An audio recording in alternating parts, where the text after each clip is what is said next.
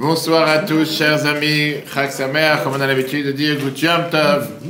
Ce soir, c'est une date importante. Ce n'est pas la date la plus importante du calendrier chassidique, puisque c'est le jour de la libération de prison du Admor Hazaken, Yud-Tet Kislev. C'est aussi le jour de Rosh Hashanah de la Chassidoute. Rosh Hashanah de la Chassidoute, c'est une date importante qu'on va tout de suite parler ce soir. Et on va voir justement la nouveauté. Qu'est-ce qu'a dévoilé la Chassidoute? Qu'est-ce qu'a changé au monde la Chassidoute? En quoi la Chassidoute, le chassidisme, a changé le monde, particulièrement cette année que nous sommes, l'année de Hakel, l'année du rassemblement. On va voir ensemble ce soir quel pouvoir avons-nous pour changer le monde, comment nous avons cette capacité de transformer le monde sans minimiser aucune personne. Chacun a un pouvoir gigantesque. On vient de revenir du merveilleux voyage chez le Rabbi où on a passé 3 jours, 72 heures, près de 15 personnes, amis du Betravat Seine-et-Marne, c'était merveilleux. Et en arrivant aujourd'hui, comme j'ai dit tout à l'heure, c'était sûr que ce soir, la première bonne résolution qu'on prend quand on revient d'un voyage chez le Rabbi, c'est de continuer à apprendre, de ne pas dire parce que quelqu'un est fatigué, il ne va pas apprendre. Et le sujet de ce soir, c'est justement comment sortir de la dépression.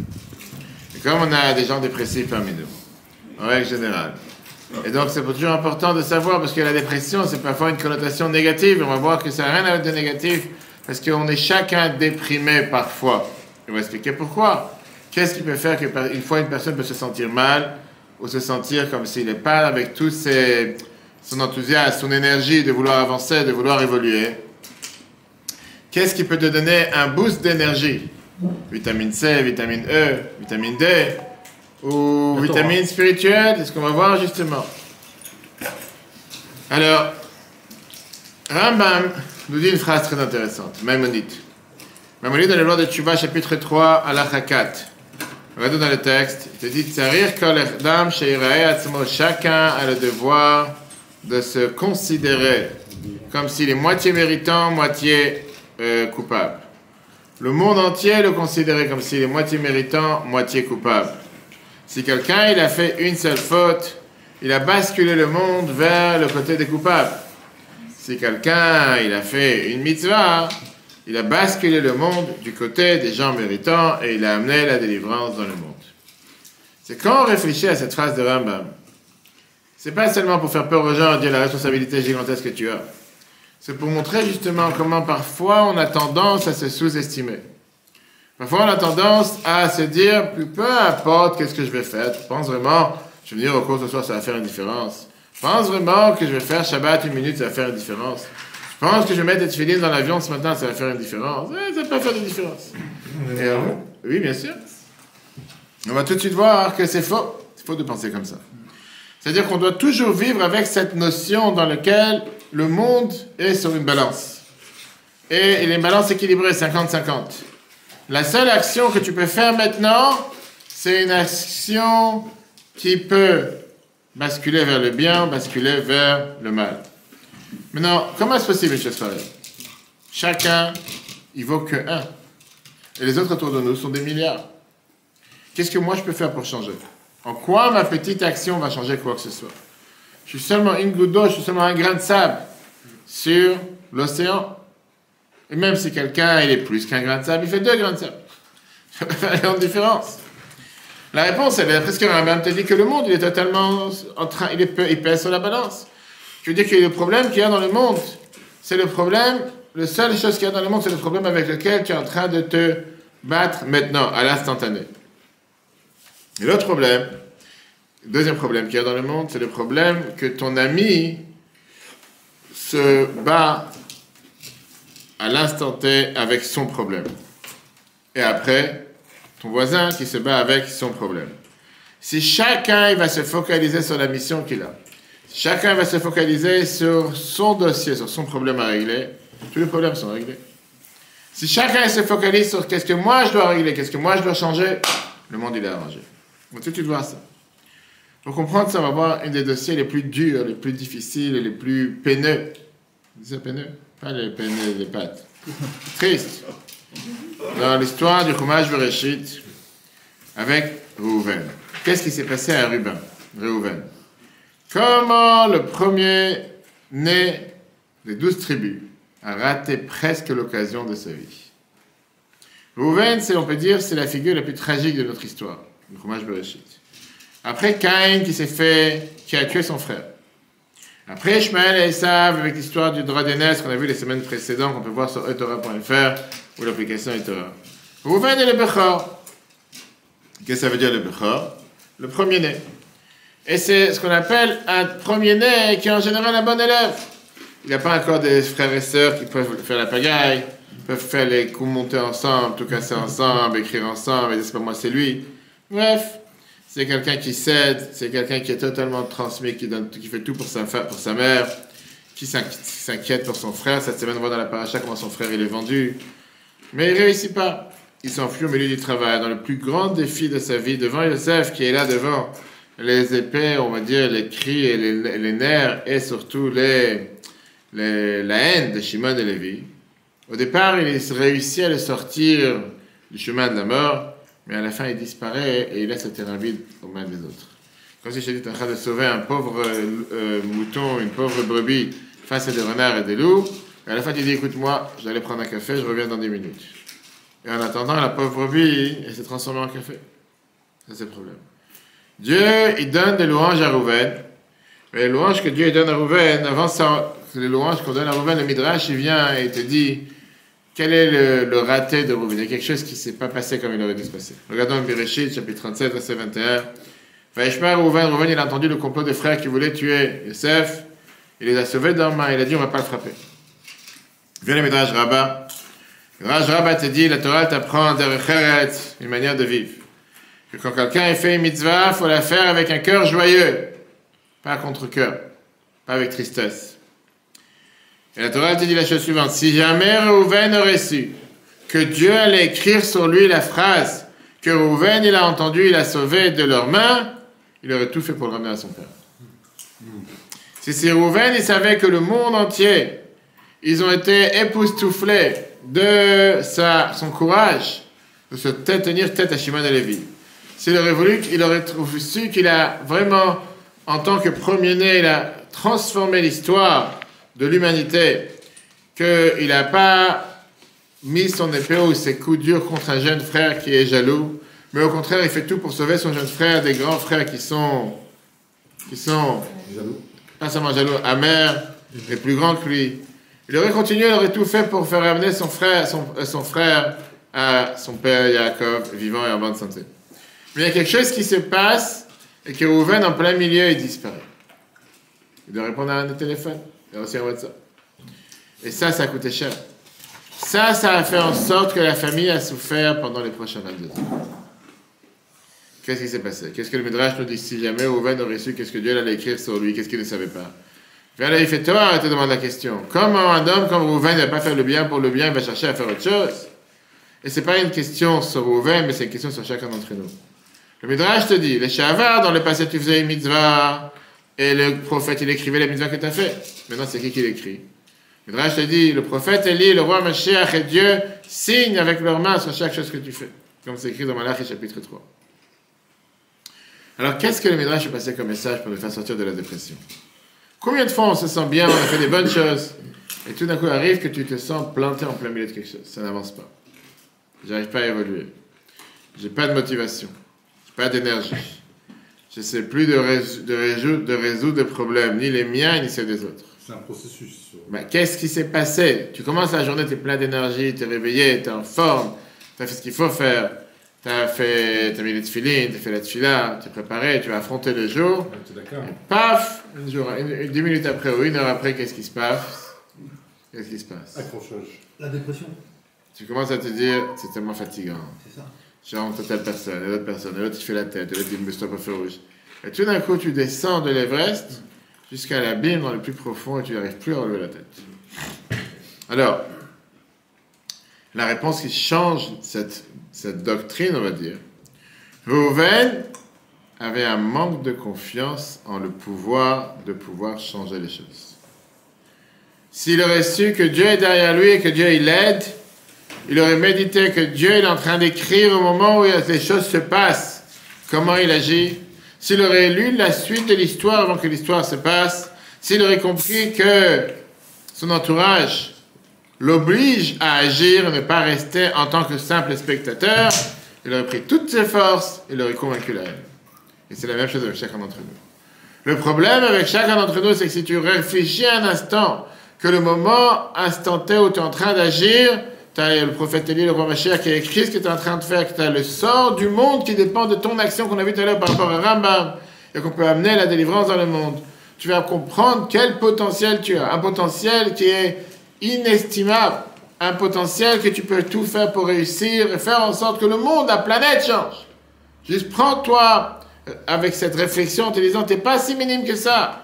Tu as la possibilité avec une seule action de changer la planète. Alors fais-le. Une fois, quelqu'un qui a dit une très bonne phrase. On n'a pas besoin de se renforcer dans l'amour du prochain. On a besoin de se renforcer dans la Emouna. Quand tu te renforces dans la Emouna, dans la foi en Dieu, automatiquement tout le reste se suit. Tu fais ce que Dieu te demande. Alors revenons encore, comme on dit à chaque fois, revenons à l'histoire. Rouven, il est né tout à fait normalement. Qu'est-ce que ça veut dire normalement? Ça veut dire quoi? C'est un mensonge, parce qu'il y a 2 semaines dans le cours, on a dit qu'elle était stérile. Tu vois, je te dis la question là. En tout cas, il est né, on va dire normalement, du fait que tout s'est passé bien. C'était le premier né juif. C'était sa mère et son père. Pas juste un juif avec un bon cœur. Pas comme les précédents premiers-nés, comme Caïn qui a tué son frère, comme Ishmaël qui se moquait d'Yitzhak, comme Esav qui en voulait à Jacob et qui voulait le tuer, et qu'ils étaient tous cruels avec une méchanceté. Là, c'était le premier-né, on va dire sympa, qui s'inquiétait pour son frère. Regardons le 29-32, chapitre 29, verset 32. Vata, Léa va-t-elle être belle? Léa, elle a accouché, elle était enceinte, elle a accouché, Vatikra Shema Reuven, elle a appelé cet enfant Reuven. Et qu'est-ce qu'elle a dit? Parce qu'elle a dit qu'il Hachem Bani, Dieu, il a vu ma tristesse. Et maintenant, mon mari va m'aimer. Jusqu'à ce que j'avais un enfant, mon mari ne m'aimait pas. Il s'est dit, cet enfant va m'amener l'amour entre moi et mon mari. Mais la Gemara rajoute ici dans Léa une prophétie sur les traits de caractère particuliers de Reuven. La Gemara brachot page 7b. Reuven. Regardez, Reuven, quand tu dis le mot Reuven, c'est 2 mots. Reuven, regardez cet enfant. Amra Léa, elle a dit. Rouma ben beni le ben chami. Voyez la différence qu'il y a entre le fils de mon beau-frère, de mon beau-frère, le fils de mon beau-frère, et Esav.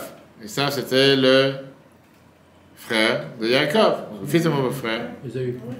Esav, qui était le fils de son beau-père, pardon, et mon fils.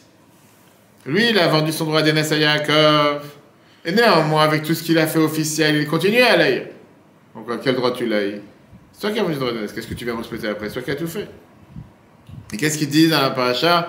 Il m'a roulé à 2 reprises. T'as roulé? T'as rien roulé. T'as fait un acte de vente. Qu'est-ce que je t'ai pas roulé? T'as vendu tout.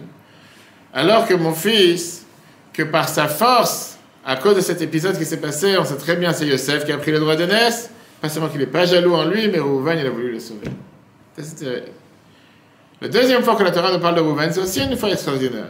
Reuven, c'est pas juste un simple premier-né, mais c'est un premier-né qui sait comment il doit respecter sa mère. Il trouve des fleurs dans les champs, et il ne goûte pas à ce bouquet de fleurs jusqu'à qu'il amène à sa mère. Parce qu'il a entendu que c'est des bouquets de fleurs particuliers qui sont capables de pouvoir aider une femme à tomber enceinte. Et comme sa mère ne pouvait plus avoir d'enfant, il s'est dit, tiens, je vais lui amener ces plantes. Aujourd'hui, c'est dans, comment on appelle ça, dans tout ce qui est... Non, on appelle ça dans les pharmacies, c'était quoi? Pas l'hypnose, l'homéopathie. L'homéopathie, exactement. D'accord? Troisième fois que la Torah nous parle. C'est déjà quelque chose qui n'est pas si bien, pas si glorieux que ça, mais c'est avec une bonne intention. Après que Rachel est décédée, Reuven il avait peur que maintenant Yaakov va aller dormir avec des autres femmes. Il s'est dépêché de prendre le lit de Yaakov et l'amener dans la tente de sa mère. En disant peut-être que Yaakov va décider maintenant de passer à la servante de Rachel qui vient de décéder pour consoler le fait que Rachel est partie. Et Yaakov, et Reuven, il a été puni pour ça. De quoi tu te mêles? Qu'est-ce que tu mêles avec qui Yaakov, son père, va dormir? Maintenant, pourquoi il a fait ça? L'attention était une bonne attention, c'était pour sauver la gloire de sa mère. Arrive la 4e histoire. C'est quoi la 4e histoire? Après, tu dois répéter les 4. Sinon, tu auras une heure de colle. Première, après, il arrive la dernière histoire, c'est quoi? C'est le stress qu'il y avait dans la famille de Yaakov. La tension qu'il y avait. D'abord, il y a eu une déconnexion totale entre Yosef et ses frères. Ils ne parlent plus avec lui. Ils ont tellement peur du lien qu'il y a entre Yosef et tout le reste. Yosef, il va rapporter à son père, voilà comment les frères y parlent. et il raconte les rêves qu'il va bientôt devenir le roi sur eux, il va commencer à les régner. Et un soir arrive l'opportunité de s'en débarrasser. Il est tout seul dans un terrain qui est à côté de Shrem de Naplouse, et il va voir ce qui se passe avec ses frères, quelle guerre ils ont préparé pour ce soir. Shimon et Lévi sortent les épées et ils disent quoi? Allons le tuer et on verra qu'est-ce qui va se passer avec ses rêves. On verra comment il se la raconte. Et là, c'est Rouven qui vient le sauver. Bréchit 37, 22. Rouven dit attendez, avant de sortir l'épée, vous avez déjà tué toute une ville, ça y est. Combien? Tous les jours des histoires. Ne versez pas du sang. Mais à la place, qu'est-ce qu'il dit? Qu'est-ce qu'il dit à la place? Qu'est-ce qu'il dit à la place? Et ça, c'est mieux? Une claque. Une claque. On ne va pas le tuer avec une épée, on va le tuer à petit feu.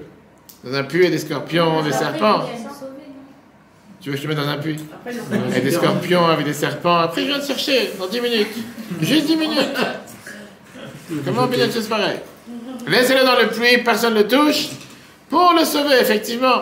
Rachid te dit, Rouven, il avait un souffle divin, qu'il n'a pas dit ça seulement, là, ça a vraie attention, qu'il n'a pas voulu le mettre dans le puits pour le mettre dans le puits. C'est vrai que l'attention qu'il avait, c'était de sortir du puits. Il a dit, je suis le premier-né, je suis le plus grand. Au final, s'il y a quelque chose qui se passe avec lui, on va dire, c'est de ma faute. Comme j'ai pas envie qu'on dise c'est de ma faute. Pour ça, j'ai envie qu'on le sauve. Alors, Rouven, c'était, on va dire pas un opportunisme, il a joué sur le moment en disant, ça va calmer la colère des frères. Eux, ils vont continuer à aller avancer dans leur route. Et donc, il dit, viens, on va pas le tuer avec les mains. On va le laisser mourir dans le trou du puits. Les frères étaient tous contents. C'est la meilleure des choses, on n'a rien fait, nous. Mais oui, c'est pas moi. Inconnu. Il jette Yosef dans le puits. Imagine-toi les cris de Yosef quand il est jeté dans un puits comme ça. Le pire, c'est que la Torah te dit, qu'est-ce qu'ils font après? Ils vont manger le petit déjeuner. Manger le déjeuner, ils font une petite grillade. Et le frère qui est en train de crier dans le puits à côté. L'histoire continue en nous disant qu'il passe une caravane de passeurs d'Ishmaélim. Et Yehuda, il dit, Yehuda, il te dit, ma bête ça. Yehuda, il te dit, qu'est-ce qu'on va gagner à laisser pourrir dans le puits? Si on va faire quelques, je sais pas qu'est-ce qu'ils avaient à l'époque, quelques dirhams, ça va qu'est-ce qu'ils avaient, quelques dinars. Viens, on va faire au moins un peu d'argent. Viens, on le vend à Ishmaélim, etc. On fait les affaires. Et Yosef, il part vers l'inconnu pendant 22 ans. Jusqu'au moment où on va le rencontrer. Mais la question que tout le monde demande, qu'est-ce qui s'est passé avec le plan de sauvetage de Rouven? En attendant, le complot initial était qu'on va pas le tuer, on va le sauver. Qu'est-ce qui s'est passé? Comment il a laissé Yosef glisser sous ses mains? Regardons dans le texte. Rouven revient vers le puits, et voilà que Yosef n'est pas dans le puits, il déchire ses habits, il va sur ses frères et dit, mon frère a disparu. Rachid te dit, Yosef n'était pas présent le moment de la vente. Parce que c'était son jour, comme il y avait 12 enfants, c'était chacun son jour d'aller servir, s'occuper de son père. Et donc c'était le jour où il s'occupait de son père. Il y a une autre phrase que la Torah te dit, Rashi. Il était en deuil, il était en train de faire tchouva sur le fait qu'il a mélangé la couche de son père, qu'il a mélangé le lit de son père. Donc c'était le moment où il a dit, maintenant je vais aller faire tchouva. Donc tout le monde te demande. Ça c'est le moment où il faut maintenant aller servir, s'occuper de son père ou faire tchouva. Ton frère, il est abandonné dans un puits, c'est parce qu'il va se passer avec lui. Il peut mourir d'étouffement, de famine, ou de scorpion, ou de serpent. Il a au-dessus de lui des frères qui sont pleins de colère et de rage, qui sont prêts à tout faire pour le tuer. Et toi, tu dis, attends, je dois aller amener le café à mon père, c'est important. Quel rapport? C'est maintenant un danger de vie. Toi, tu abandonnes le terrain. Le Tzror Hamor te dit que ça, c'était le cri de Rouven lui-même. Va'ani, Ana, Aniba, où je vais en arriver comme quelqu'un qui se sent coupable de la mort d'un proche. J'aurais dû tout faire pour le sauver, je ne l'ai pas sauvé. Regardez comment le Tzror Hamor te dit ça. Après que Rouven, il savait l'attention de ses frères qui voulaient le tuer, comment il est parti, il a laissé entre les lions et les ours. Peut-être que s'il aurait eu pitié sur lui, ou il aurait donné de la gloire, comme la Torah, elle aurait demandé. Et enfin, final, à cause de ça, Yaakov, il enlève une partie des mérites de Rouven en tant que premier-né, et il le distribue à deux autres enfants. C'est qui les autres enfants? Yehuda et Yosef. Il prend la royauté de Rouven, il la transmet à Yehuda. Yehuda devient la dynastie des rois du peuple juif, la tribu de Yehuda. Parce que Yehuda a réussi où Rouven a failli. Yehuda, lui, il avait proposé une proposition pratique pour sauver Reuven, à la place de le tuer, le vendre. Alors que le complot de Reuven, qu'est-ce que tu veux préférer, être vendu dans une carrosse de Ishmaélim, d'aller dans un pays à Dubaï, ou bien d'être dans un puits où tu as des scorpions et des serpents? C'est pas spirituel, c'est dans le sens où c'était spirituel.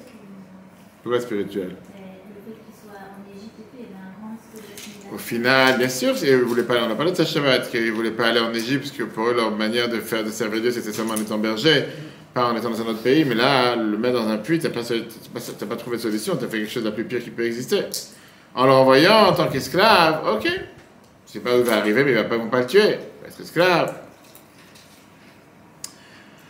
Et à la fin, Yosef devient le Bechor, le premier-né des tribus, et c'est pour ça que ses enfants sont considérés comme des tribus. Ménaché et Ephraïm. Alors, chers amis, qu'est-ce qu'on apprend de ce message? Quel message la Torah veut te faire passer? Qu'est-ce qui aurait pu changer la donne pour la vie de Reuven et la vie de toutes les autres tribus? On va voir d'abord ce qui est écrit dans le Midrash. C'est tellement, tellement approprié au Rabbi de Lubavitch. Comme il nous explique la manière de penser de Yosef. C'est une base fondamentale pour chacun d'entre nous cette année de Hakel. On est ce soir, Yutet qui se lève. Rosh Hashanah de la Chassidut, on va voir que ça c'est la base même de la pensée hassidique, comme dit Jean-Claude. Tout d'abord, chers amis, la question est la suivante. Comment Reuven peut penser un instant, écoutez bien, comment il peut penser un instant que sauver un enfant sans le jetant dans un puits plein de serpents et scorpions? Qu'est-ce qu'il pensait que c'était un Chinois qui prenait les scorpions et les mettait dans le feu et les mangeait? Il y a des gens comme ça sur Terre aujourd'hui, il y a des tribus que tout ce qui bouge et tout ce qui rampe, ils partent à la chasse pour manger avec tout ce qu'ils attrapent, trucs, ils mettent sur la poêle, paf, ils mangent. Okay. Pas tout le monde est capable de faire une chose pareille. On va dans des cache-routes et quoi que ce soit. Même si Reuven était la bonne personne, quelqu'un qui s'intéresse à l'autre et qui veut aider l'autre, mais toutes ces bonnes qualités ne suffisaient pas sans une autre qualité. Et l'autre qualité, c'était quoi? La et Reuven n'avait pas confiance en ses propres forces. Il ne pensait pas qu'il était capable de libérer Yosef de la haine des frères. Et donc, il a décidé d'essayer de faire, on va dire, un coup de théâtre pour essayer de repousser le décret. Mais il n'a pas vraiment pris toutes ses forces pour se tenir sur sa garde et dire « je ne vais pas laisser une chose pareille se passer ». Il a parlé, il s'est battu, il a fait les premiers actes. Mais quand ils sont tous partis manger, il a dit « ok, j'ai des choses importantes à faire dans la vie, monsieur, je suis occupé. Faire autre chose ». Et une fois qu'il s'est rappelé de Yosef, c'était déjà trop tard. Regardez comment il avait fait tort, il a dit ça sur le Midrash. Reuven, il n'a pas débattu avec ses frères parce qu'il a eu peur de père qui vont l'empêcher. Et ils vont demander un complot pour le sauver. Il a cherché un complot, comment le sauver de leurs mains. Mais s'il savait ce que Dieu allait dire sur lui, bien sûr qu'il aurait tout fait pour sauver Yosef. Alors quoi, c'était des rachats? Pour l'instant, on a encore une connaissance simple du verset. On sait très bien que il y a différents aspects, etc. Avançons d'abord sur ce point-là. Maintenant, ça s'est tellement adapté avec les mots que Rashi dit, c'est la Torah, qu'il y avait le souffle divin qui régnait sur Reuven, qui a dit ça seulement pour pouvoir le sauver. Reuven a dit, moi je suis le Bechor, je suis le plus grand de tout le monde. On va mettre la colère contre moi. Lui, tout à l'heure. On dira que s'il y a un pépin, c'est moi qui est responsable. Ça veut dire que Reuven, qu'est-ce qu'il a cherché à sauver ici? C'était comme madame qui a dit tout à l'heure, qu'est-ce que tu avais dit tout à l'heure? Qu'est-ce que tu avais dit tout à l'heure? Tu as dit le même sujet. Il vaut mieux autre chose que... Reuven, il s'est dit, si jamais il se passe quelque chose avec Yosef, qui c'est qu'on va accuser? C'est moi. Vaut mieux qu'il ne se passe rien avec lui. Tu meurs d'une autre manière, j'en ai rien à faire. Mais là, comme s'il y a quelque chose qui se passe avec lui, c'est moi qui prends, et j'ai pas envie qu'il y ait quelque chose qui se passe avec moi, il faut que je le sauve. C'est fort. On dit non, mais c'est ce qui se passe, d'accord? En deux mots, Reuven, il s'est dit, je dois me sauver de la honte qu'on va dépendre de moi. Il n'est pas parti le sauver pour le sauver parce qu'il voit un enfant juif qui est en train de souffrir, ou un enfant tout court. Il s'est dit, si jamais il disparaît, c'est moi qui saute. Et je ne peux pas me permettre de sauter. Et donc il faut que je fasse tout pour qu'il ne disparaisse pas. Et où était le problème de Reuven? Comment il pouvait vraiment se tenir tête à tous les frères autour?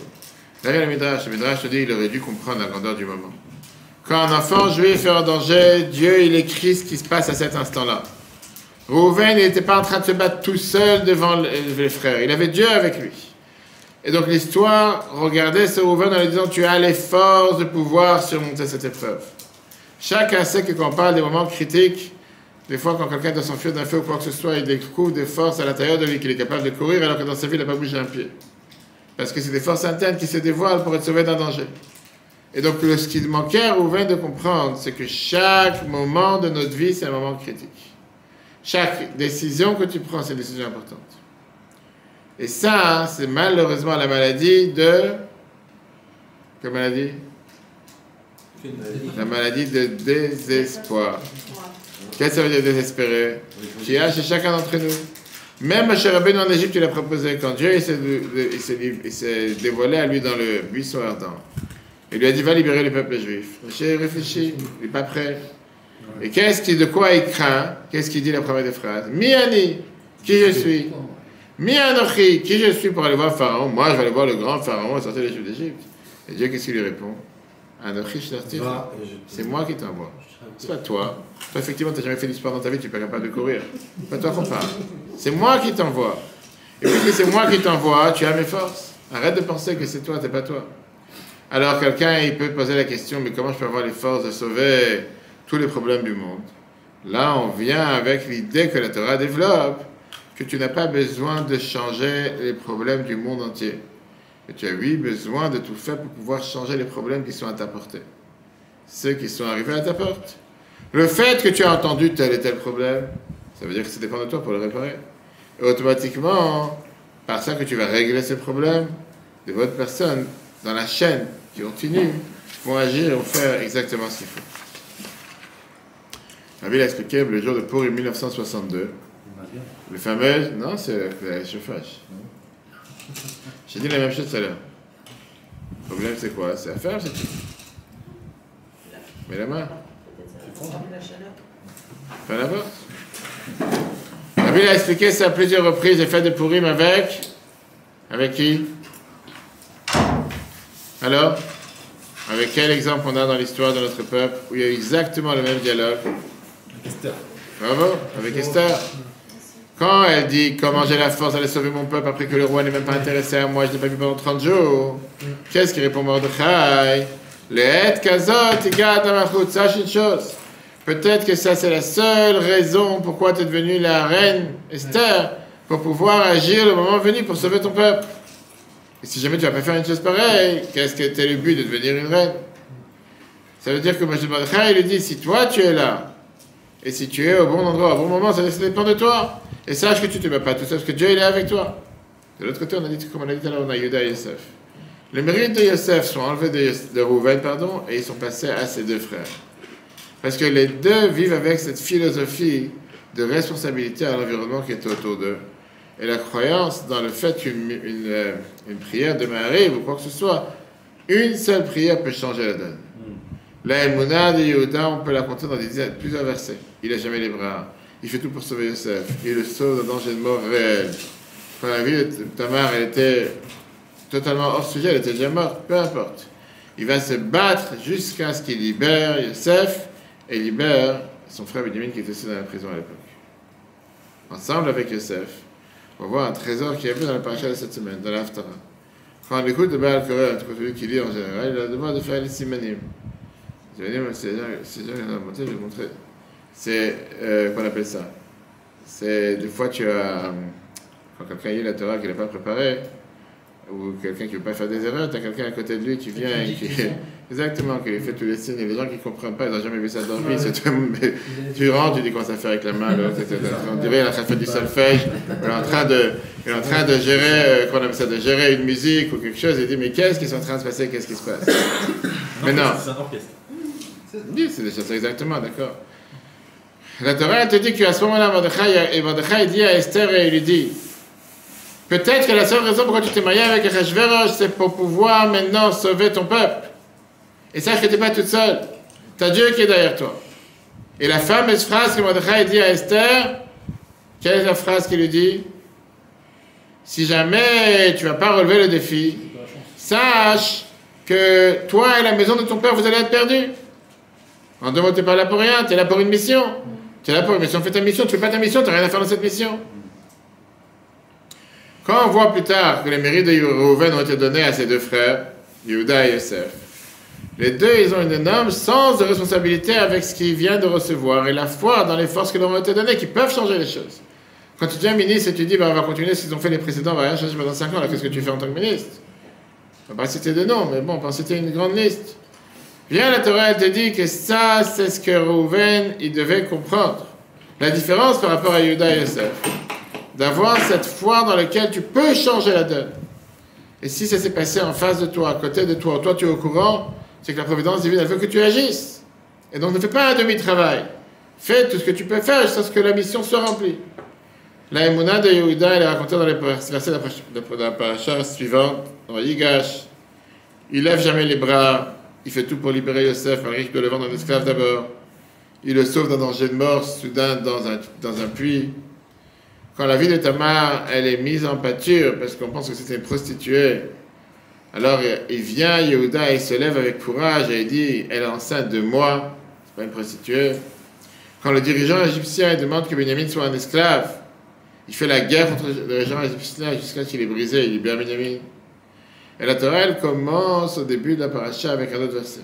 Quand tu écoutes la voix de celui qui lit la paracha avec les montées, Charot el Pesach, Shevich el Pesach, les dernières montées, etc.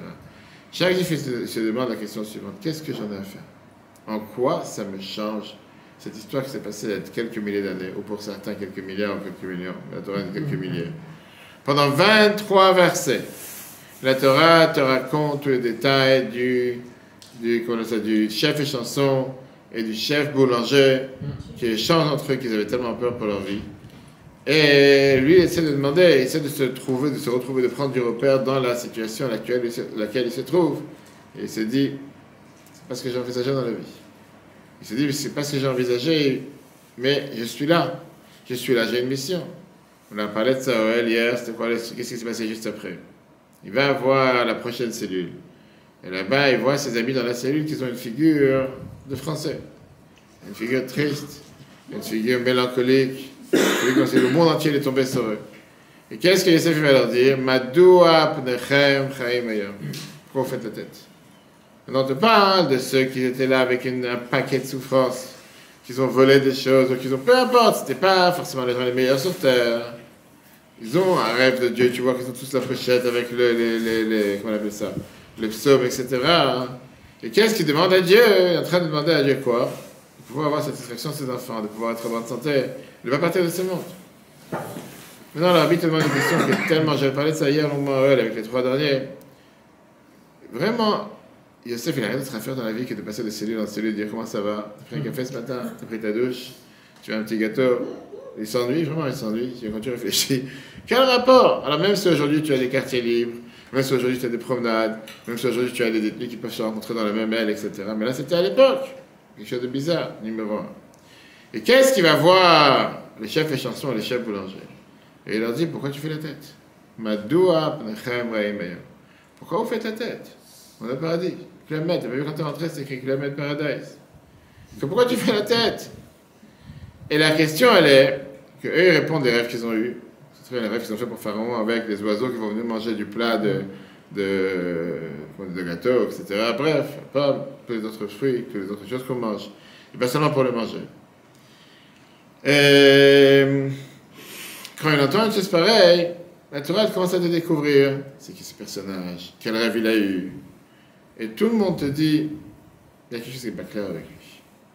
Un petit juif délinquant, soi-disant délinquant, qu'à l'âge de 17 ans, il rentre en prison, il a perdu sa mère à l'âge de 9 ans. À quoi bon d'aller s'intéresser à quelqu'un? C'est quoi ta date d'anniversaire? Ou comment tu dis ça en telle phrase? C'est pas un lieu que tu veux fréquenter chacun. Est-ce qu'il avait vraiment aucun livre avec lui? À l'époque, ça n'existait pas, mais il n'avait pas aucun livre pour apprendre la Torah. La seule chose qu'il devait faire un passe-temps, c'est jouer aux cartes avec l'un et parler avec l'autre. Rabbi donne une énorme révolutionnaire réponse. Une réponse révolutionnaire. Rabbi te dit comme ça. La Torah, elle vient t'apprendre le pouvoir et la force de se sensibiliser à... Non. Sensibiliser à quoi? Sur le contexte de la paracha. La Torah vient te dire à son entourage. Si je vois quelque chose, que c'est écrit dans les affiches de métro à New York, if you see something, say something. Par rapport aux bombes, aux attentats, etc. Tu vois les affiches dans tous les métros, dans les attraits. C'est écrit par rapport à ceux que des fois ils vont avec un chien, etc. Je dis, si tu vois quelque chose de normal, fais quelque chose. Maintenant, il y a, on a tué avec Yosef, avec toute la souffrance qu'il a subie. Et un prisonnier isolé à des centaines de kilomètres de son père. Sa mère est partie quand il était jeune. Son père, il s'assoit Shiva Sogo alors qu'il est encore vivant. Ses frères, au soir, ils retournent à la maison avec une tunique pleine de sang. Et qu'est-ce qui se passe? Ils disent à leur père, Toraf, Yosef a été dévoré. Et si ce n'est pas suffisant, la patronne de maison, la maîtresse de maison, elle fait un complot sur lui travailler chez Potiphar. Elle dit qu'il s'enfuit, il a fait une fugue. Et à ce moment-là, il ne doit avoir pas des heures de colle, il devrait avoir des jours de colle. Elle le remet dans le puits en pleine journée, parce que monsieur s'est enfui, sauf qu'il ne s'est pas enfui trop loin. Maintenant, il se passe deux choses de plus pire de ce qu'on vient de voir. Dans la prison elle-même, dans les derniers 4 coudées qui lui restent sur terre, on met à l'intérieur des complots, des espions qui sont les 2 princes de Pharaon, qui viennent représenter le gouvernement, qui viennent représenter les amis qu'ils ont sur la planète Terre, les amis de Potiphar. Yosef avait très faim à ce moment-là. Il a dit, je souffre pas toucher ce sandwich, je n'ai rien mangé, parce que je sais que ma femme et mes enfants vont m'emmener le soir, et si je ne touche pas. Maintenant, Yosef, il savait que si j'ai vu quelque chose, je dois agir. Je ne vais pas rester sans agir. Et donc, quand il a vu que ses camarades de palier ou ses voisins de droite ou de gauche rigolent, qu'on l'a vu tout à l'heure, là, Yosef, il s'est dit, qu'est-ce qui se passe? Pourquoi tu rigoles? Il dit, écoute, on est en plein de stress, on doit préparer un mariage, etc. On ne sait pas comment on va se débrouiller, on ne sait pas quelle connexion on va faire, etc. Mais la Bible te dit, combien la souffrance de Yosef peut être grande, un prisonnier qui est totalement isolé à des centaines de kilomètres de son père, ça peut être aussi difficile. En plus, après ça, il y a sa mère qui décède. Une fois qu'on a sa mère qui décède, son père, il s'assit Shiva sur sa mère et retourne à la maison avec une tunique pleine de sang. Et ce n'était pas suffisant. La maîtresse de maison qui est là censée gérer le château, elle vient un beau jour et elle accuse de viol. C'est quand même, on va dire, un grand raccourci. Tu vas aller de l'un à l'autre. Et concrètement, qu'est-ce qu'il a fait? Quand il voyait quelqu'un qui sourit, quand il voyait quelqu'un qui le maudissait, il continuait à sourire. Mais la vérité, elle est que c'est une histoire qui reflète pas seulement cette histoire de Raphaël et Abraham, et lui merci à chaque fois pour être présent. Mais la question, c'est qu'est-ce que moi j'apprends de cette histoire? Comment moi je peux changer? Si j'ai vu quelque chose, je dois faire quelque chose. Alors c'est vrai qu'on n'est pas toujours en prison à voir des chefs et chansons et des chefs boulangers qui sont en train de faire la tête pour aller leur dire pourquoi tu fais la tête, je ne vais pas prendre un café avec moi, tout va bien se passer. Alors qu'il y en a un qui s'est fait couper la tête le lendemain, comme la Torah nous raconte. Mais la Torah, elle te dit ici 33 versets, c'est pas un ou deux, pour te raconter tout ce dialogue entre Yosef et les ministres, pour montrer qu'il n'a pas juste venu pour sympathiser, mais après il dit vas-y, laisse-moi tranquille, j'ai pas le temps pour toi. Il leur a donné toute l'attention du monde, comme si c'était un psychologue perso dans le plus beau quartier de Tel Aviv, et qui prenait 1500, 2000 shekels pour une visite. L'histoire est beaucoup plus grande. C'est ce moment-là qui a résolu tous les problèmes du monde. Yosef, il s'est sauvé, et il a sauvé la planète entière.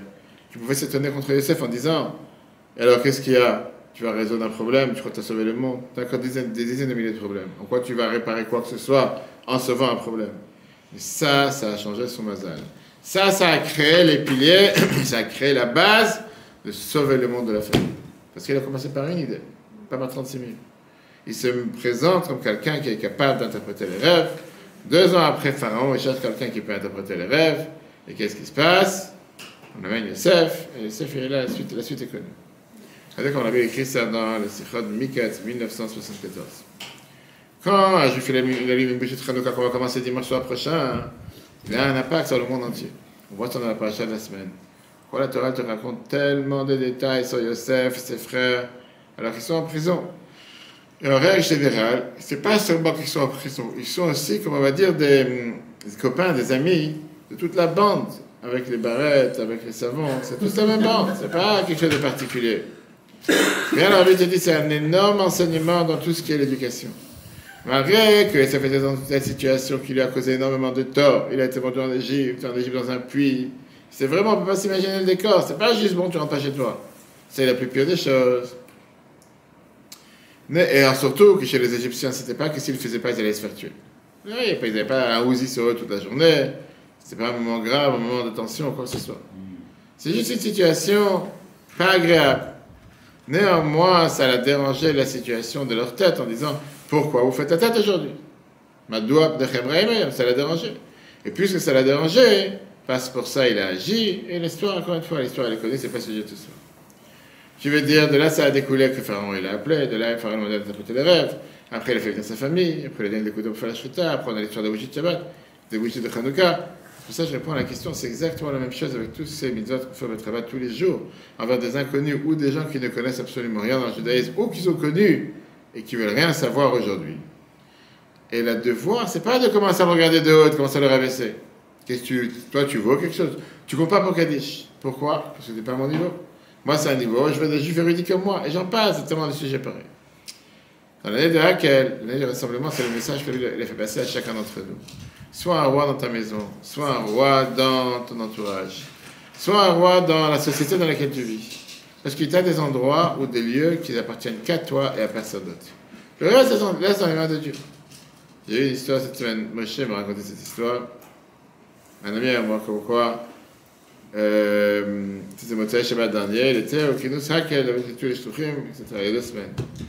Et donc il a fait passer ce message. Pendant la semaine, il reçoit des photos WhatsApp qui sont sur plusieurs numéros WhatsApp de plusieurs amis à lui. Et il lui montre en lui disant, tu connais cette photo? C'est le chef de l'hôtel, le chef cuisinier, qui a perdu son poste, qui a dû payer maintenant en étant le gérant d'autres restaurants qui restent, pour au moins sauver sa peau et avoir quelque chose à ramener à la manger, à ramener à la maison. Et pas pouvoir se dire, bon, c'est pas grave, pas de travail, pas de sinon, devoir de se bouger.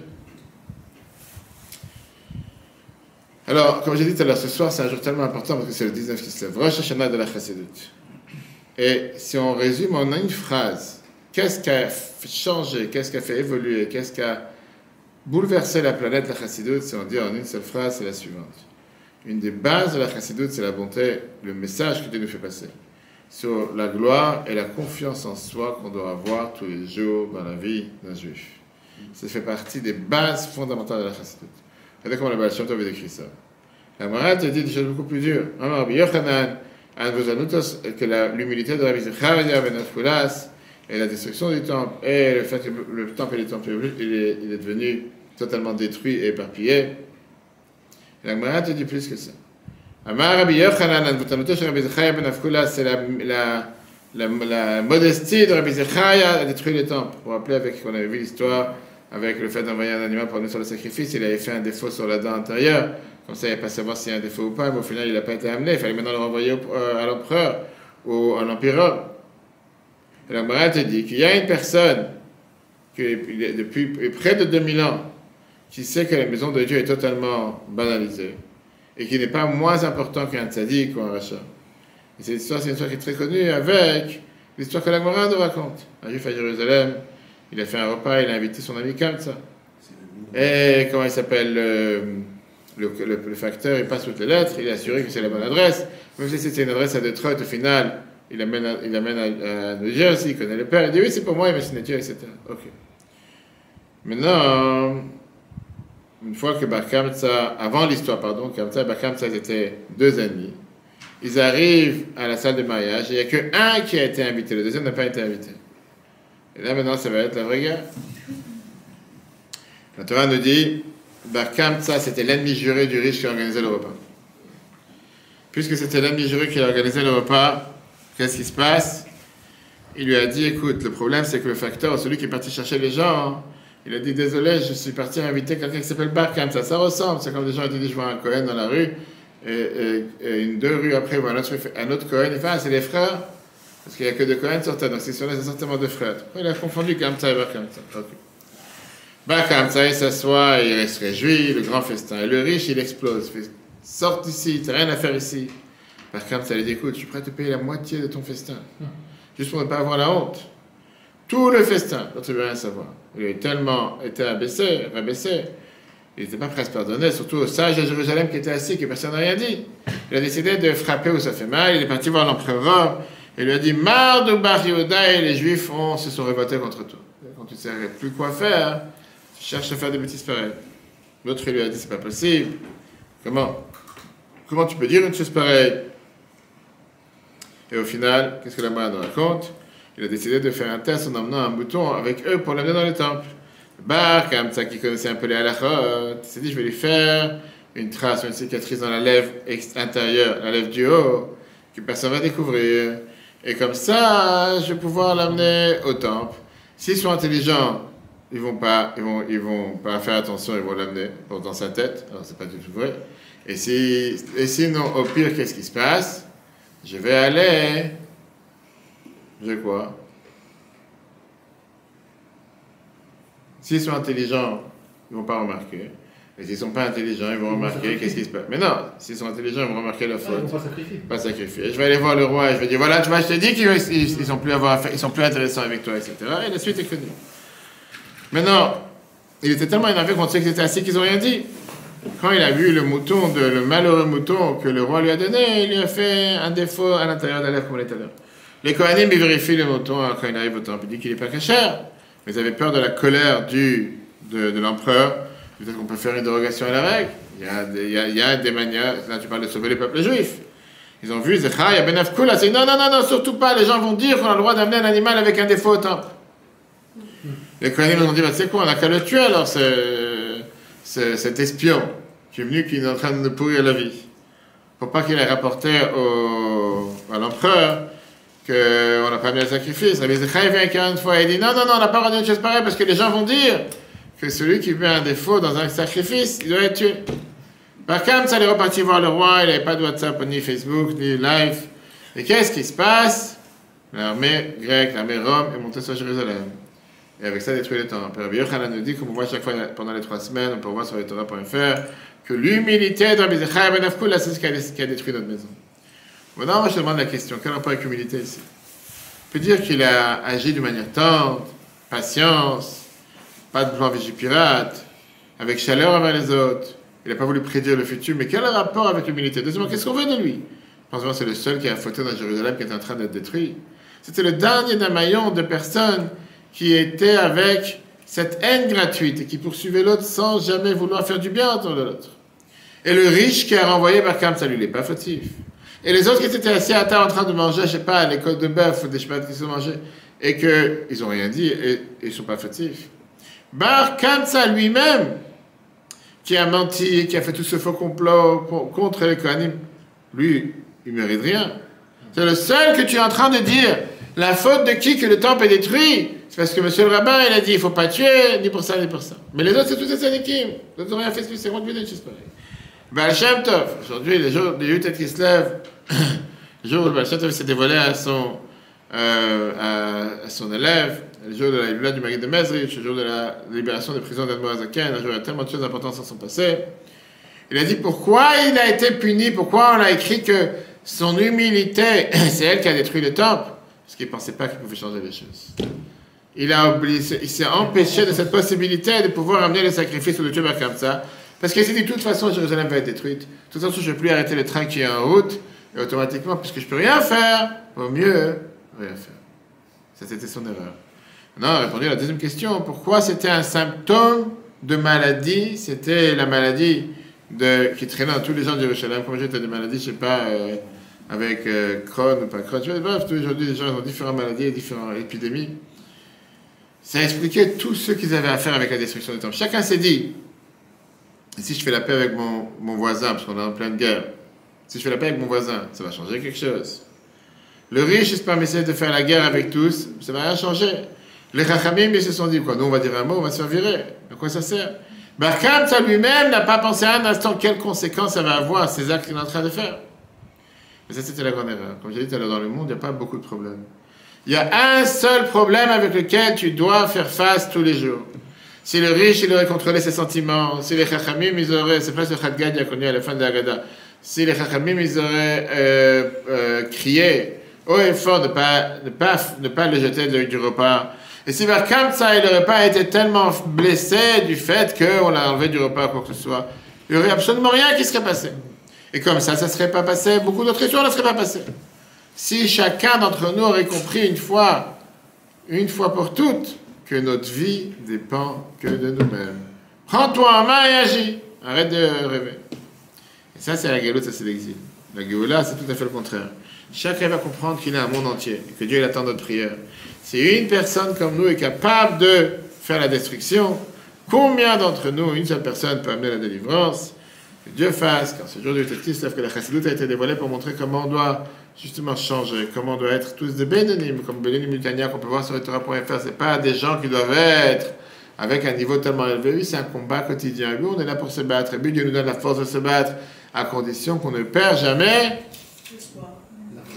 C'est pas dire. On ne perd jamais l'espoir. On ne pense jamais un instant, c'est fini, il n'y a rien à faire, fataliste, ça n'a pas changé. Si quelqu'un il pense comme ça, ne te lève pas le matin. Tu ne vas pas dormir le soir, va dans la forêt. Tu dois savoir qu'il y a un Dieu avec toi et tu vas réussir. Et ça, c'est ce que la chassidoute donne comme force à chacun d'entre nous. Qu'on n'est pas un simple pion dans l'univers qui est infini, qui est infime par rapport à la grandeur de Dieu. Non, tu es une parcelle divine qui est à l'intérieur de toi, une neshama, et tu peux révolutionner la planète, comme on a vu au départ avec Rambam qui te dit qu'une seule bonne action peut faire basculer le monde vers la gloire. Arrête de te minimiser, arrête de penser que tu n'es pas capable, arrête de penser que tu n'as pas les forces. Dis-toi que, pas parce qu'on ne parle de ne pas avoir orgueil, dis-toi que tu as cette force que Dieu t'a donnée. Utilise ces forces et tu t'en donneras encore beaucoup plus. Le cours sera replay sur etora.fr ainsi que l'application etora. Good Yom Tov, les Shana Tova, Tikatev, Vetechatem, qu'on soit inscrit et scellé dans le livre de la Chassidoute, de la coutume de la Chassidoute. Si Dieu veut de m'asseoir à une grande conférence à Romainville, jeudi soir à Issy-les-Moulineaux, que Dieu vous bénisse. Très bonne journée à tous et à la semaine prochaine.